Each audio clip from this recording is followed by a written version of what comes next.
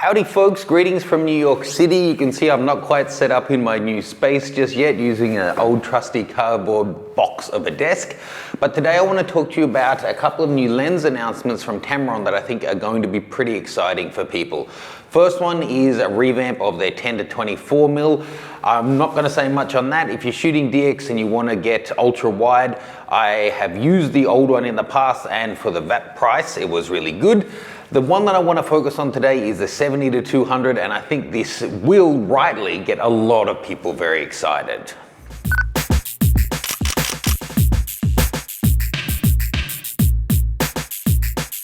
Before we jump into this, jump on over to mattgranger.com. You can sign up to my mailing list, get all of the updates. I put out loads of free photography content. Sign up and you'll get notified.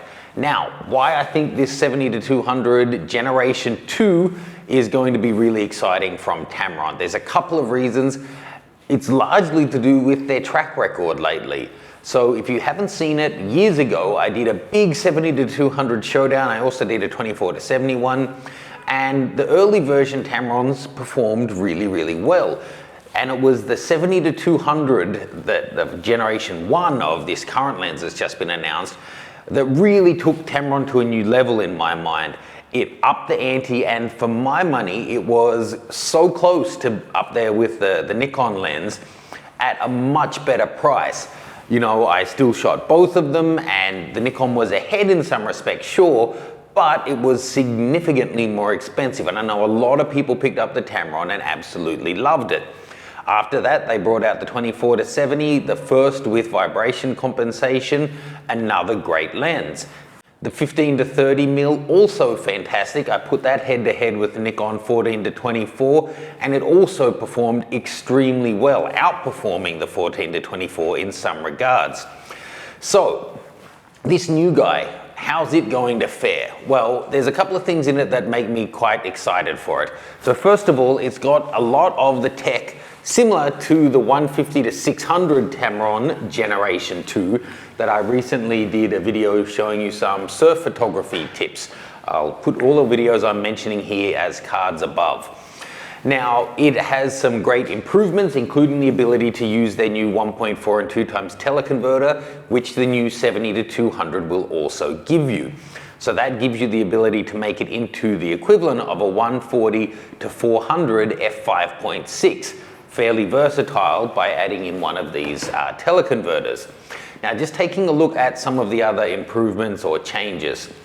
So, good, it's keeping with the 77mm front filter thread. A lot of you who have lenses with that size will be thankful, because when you go to an 82 like their 24 to 70s, suddenly all of your filters need to be upgraded as well. That's a bit of a pain.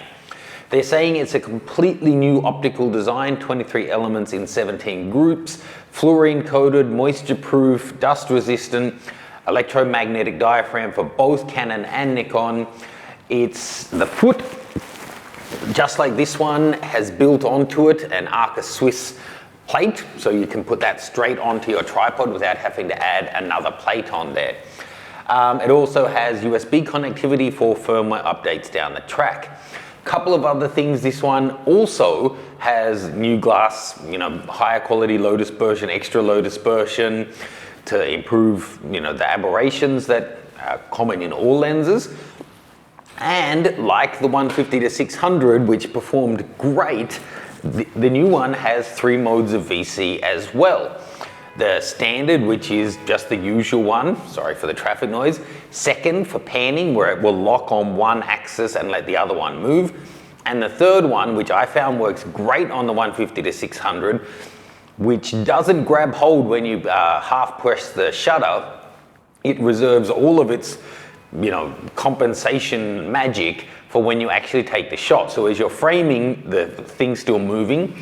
But they're claiming that according to the official standardized testing, this is now giving 5 stops of vibration compensation, and they're claiming it the best in the 70 to 200 range, full stop. Be interesting to see how that actually pans out.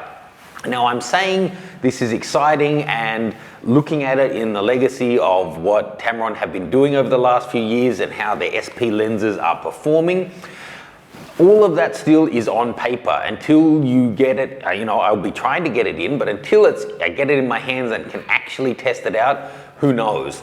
But one thing that is sure to interest people, this guy is coming in at $1,299. The Nikkor version that just got re-released is $2,700, so more than double the price. A few $100 difference, you can see that. Maybe $1,000 difference, maybe you could justify that. But $1,400, more than double the price of the Tamron one.